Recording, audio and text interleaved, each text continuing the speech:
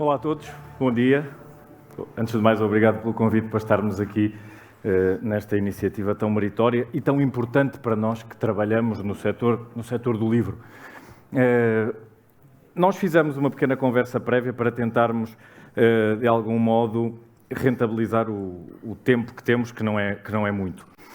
Não é fácil alcançar grande profundidade de raciocínio, mas vamos tentar lançar aqui algumas pistas que sejam importantes para o debate. Eu fiz-me leitor, vou começar por um breve testemunho pessoal, eu fiz-me leitor numa biblioteca pública municipal. Hoje sou editor, sou também autor, num tempo em que as coisas eram um pouco diferentes do que são hoje.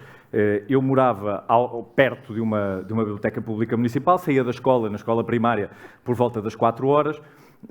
Os meus pais estavam ainda a trabalhar e eu era acolhido pelas bibliotecárias e passava os finais de tarde na biblioteca perto de casa. Como imaginam, não passava o tempo apenas a ler. Havia uma série de outras atividades que eu fazia naquela biblioteca. Mas, de algum modo, isso permitiu-me uma aproximação à leitura. E é por aí que eu quero começar, pela chamada impregnação precoce, pela importância que tem essa impregnação ser feita junto dos jovens em idade tenra. Eu lembro-me do primeiro livro a sério para adultos que requisitei naquela biblioteca, que eram Os Três Mosqueteiros, em volumes bem pesados, e da dificuldade que tive já agora de os ler. Mas dizia eu, é incontroverso que a impregnação precoce é a melhor forma de aproximarmos a alguém da leitura. Hoje há uma superproteção de que as crianças são vítimas. Eu não tenho a certeza de que fosse possível, nos dias que correm, os pais que nós somos, deixarmos os nossos filhos irem sozinhos para as bibliotecas depois da escola, com 5, 6, 7 anos, como eu ia naquela altura. Mas eu acho que urge relembrar a utilidade educativa das bibliotecas. Os pais querem os melhores para os filhos, todos sabemos isso, mas eu acho que é muito importante que nós lhes mostremos de forma muito clara os benefícios da leitura. Que a leitura pode ajudá-los, por um lado, e os pais hoje são muito competitivos e querem, de facto, os melhores resultados para os filhos, que eles serão melhores alunos, melhores profissionais depois disso, também melhores cidadãos, e há que dizer que quem aprende a ler por prazer, isto está estudado de resto, é mais bem sucedido na vida em geral. Ler por prazer, por outro lado, aumenta as sensações de bem-estar e de realização ao longo da vida. Já vão ver onde é que eu quero chegar. Portanto, incentivar as crianças a lerem é dar-lhes, de alguma forma, oportunidades de vida. Já para não dizer aquilo que já todos sabemos, isto é, que a humanidade ainda não encontrou, ou não inventou até ao dia de hoje, nada que desenvolva as crianças, isso já foi aqui dito hoje também, a nível intelectual, emocional e social, como o livro. Ao contrário dos ecrãs no seu uso recreativo, que tendem a embrutecer as crianças, criando problemas de linguagem, de concentração, até de obesidade, sono, ansiedade e desempenho escolar. A propósito disso, eu estava aqui mesmo antes de entrar a publicar uma fotografia nas redes sociais que vos convido a ver, se quiserem visitar. Publiquei no Facebook, no Instagram, no LinkedIn, uma fotografia que se calhar muitos de vocês já encontraram, de um baloiço no Japão, é conhecida.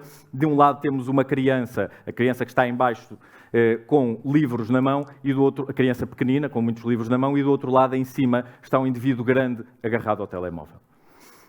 Eu uso esta imagem porque há vários anos que eu venho dizendo, em artigos de opinião e noutro tipo de fóruns, que dificilmente poderia acontecer algo melhor a este país,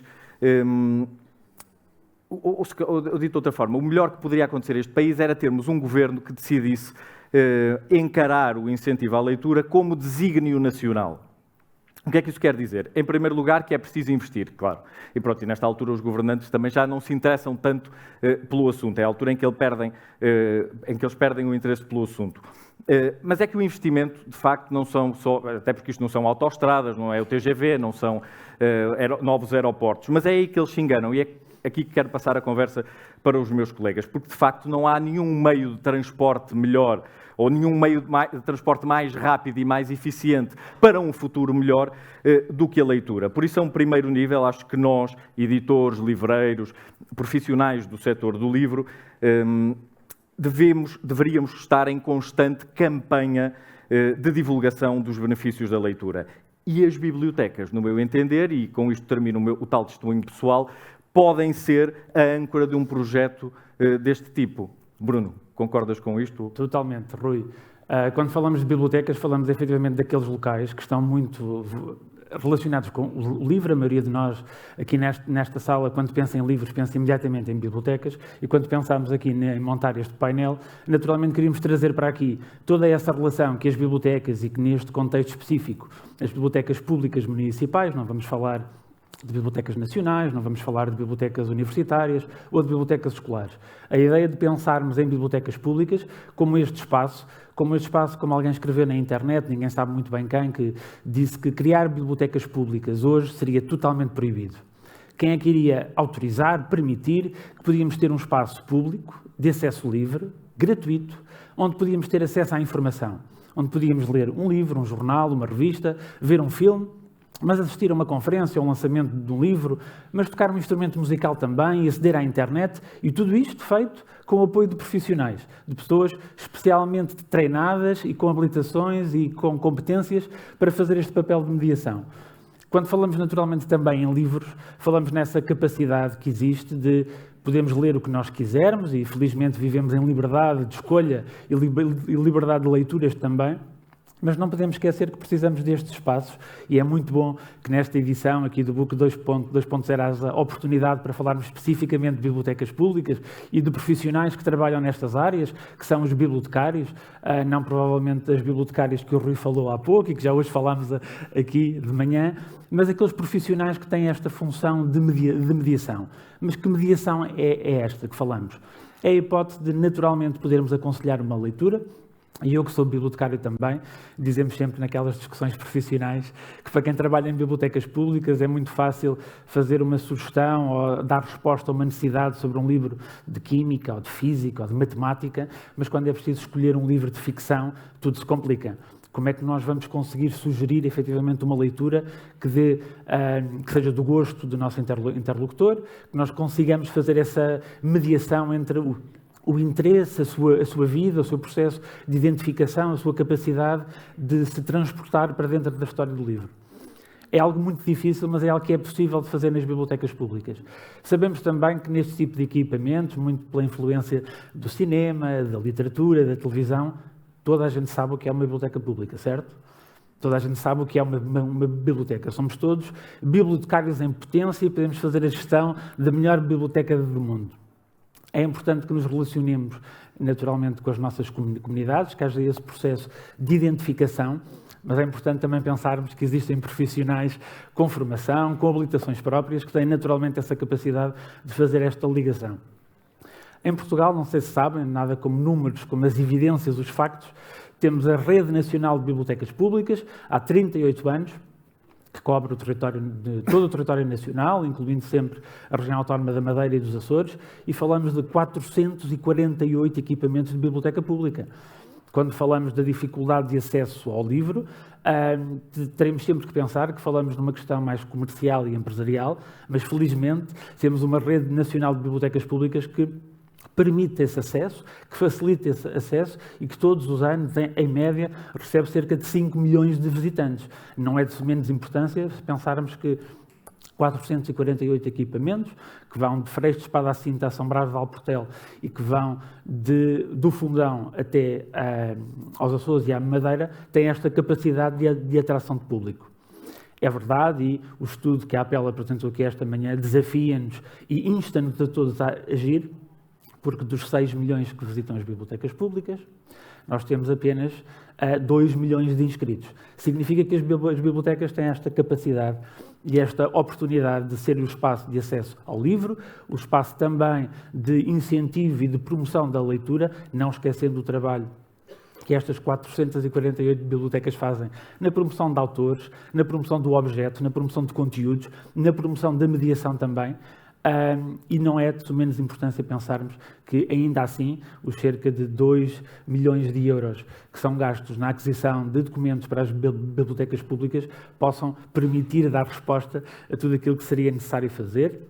E ainda que a tendência seja crescente, é bom que pensemos também que ainda temos todos muito a fazer. Para passar a palavra depois aqui à minha colega, à Edith.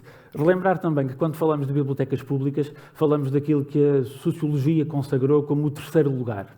Ou seja, não é a nossa casa, não é o nosso local de trabalho, é aquele local de expressão pessoal, de descoberta, de aprendizagem. O lugar, se quisermos, de liberdade, porque podemos ler um livro sobre qualquer assunto, podemos investigar sobre qualquer assunto, ou podemos só conversar com outro leitor que esteja na biblioteca, e temos imensas bibliotecas com espaços de cafetaria, ou até explorar aqui aquilo que são as cerca de 7 milhões de atividades que as bibliotecas públicas realizam todos os anos, e umas naturalmente mais relacionadas com o livro e com a leitura e com os autores, e outras mais relacionadas com temas de interesse. Este espaço do terceiro lugar é também uma prioridade que tem sido dada às bibliotecas públicas em Portugal, e em que a Direção-Geral do Livro, dos Arquivos e das Bibliotecas tem tentado trabalhar com os seus municípios associados, já que falamos sempre de bibliotecas que são propriedade dos municípios. Pensarmos também que este espaço neutro, mas não neutral, atenção, isso levaria-nos para outra conversa, é um espaço também onde é possível fazermos esta identificação com a comunidade. Idealmente não existirão duas bibliotecas iguais. As bibliotecas têm espaço e têm o dever e devem ter na sua missão o propósito de se relacionarem com os interesses da comunidade. O que é que a comunidade necessita? O que é que a comunidade quer? Há poucos anos a União Europeia fez uma reunião com bibliotecários de todos os Estados-membros, e o que fomos convidados a fazer foi, quando voltarem aos vossos países, quando falarem com as vossas comunidades, procurem identificar de que forma é que a biblioteca pode ajudar a resolver um problema da vossa comunidade. E esse problema é resolvido naturalmente através da informação, do conhecimento, da capacitação, e porque ainda é um dos principais suportes através do livro e através da leitura. Mas, Edith, provavelmente em Lisboa conseguimos ter outra realidade. Não, a realidade não é muito diferente em Lisboa. Aliás, Lisboa tem infelizmente acompanhado as tendências das bibliotecas a nível europeu e mundial, sobretudo muito alinhadas com os modelos de biblioteca mais do norte da Europa, onde de facto as bibliotecas são espaços para estar, espaços para se fazer de tudo um pouco, tendo por base absolutamente fundamental que são espaços de acesso à informação, ao conhecimento, onde o papel de promoção da leitura não é muito vincado no manifesto da IFA e da Unesco, esse papel dado aos bibliotecários, mas e um papel absolutamente fundamental na aprendizagem ao longo da vida, ou seja, esta existência de informação, seja ela em que suporte for, seja físico, digital, mas de uma informação universal sobre todos os assuntos, faz com que as pessoas possam escolher os seus percursos de aprendizagem ao longo da vida, que nas bibliotecas podem ser mediante formação formal, informal ou não formal. E isto é um papel muito importante, que sobretudo se pensarmos nos elevados níveis de iliteracia que temos no mundo, em Portugal não é exceção, e diria que um dos papéis fundamentais, a par com tudo o resto que o Bruno falou, tem muito a ver com este trabalho de literacia, de promoção da literacia, das diferentes literacias, porque não há uma única literacia. Ainda agora acabámos de ouvir falar na literacia financeira. Há também a literacia da saúde. Por exemplo, este ano vamos ter um festival do luto que vai Porque é um festival de luto numa biblioteca pública? Primeira pergunta. Ou porque não? A pergunta é porque não. Porque não, não é? Porque não? Porque é exatamente porque é necessário trabalhar a literacia da saúde e, portanto, as bibliotecas públicas têm um papel absolutamente fundamental e que, a par da equipa de pessoas fantásticas que temos nas bibliotecas, que é cada vez mais multidisciplinar, temos bibliotecários, temos psicólogos, temos geógrafos, sociólogos, e isso também dá corpo a esta resposta mais focada nas necessidades da comunidade. Mas, voltando aqui, nós não sabemos tudo. E daí um papel absolutamente fundamental e que tem sido também um trabalhar, um desapego por parte das equipas, que é convocar as pessoas que efetivamente sabem dos assuntos para poderem formar e promover as literacias várias, porque nós não somos todos experientes em todas as áreas e conhecedores em todas as áreas, apesar de esse ser um foco da biblioteca, ter uma coleção e uma programação diversificada em todas as áreas do saber e todas as áreas artísticas e culturais, porque somos um equipamento cultural, não nos podemos esquecer disso. Mas aquilo que nos distingue dos outros equipamentos culturais é que, de facto, a nossa área de atuação é muito global. O nosso espectro de conhecimento é total, mas nós não somos conhecedores de tudo e, portanto, há que trazer os parceiros, há que trazer quem efetivamente sabe, para podermos assim ajudar a construir comunidades mais coesas, informadas e em plenas capacidades de usufruto da sua cidadania ativa. Dificilmente haveria um espaço mais democrático do que uma biblioteca. Absolutamente de acordo, acho que não posso estar mais de acordo. E acho que são absolutamente os equipamentos culturais mais sexys, já que ouvimos falar no sexy hoje. E a verdade é que nós temos em Portugal, em Lisboa, mas em Portugal, bibliotecas absolutamente extraordinárias.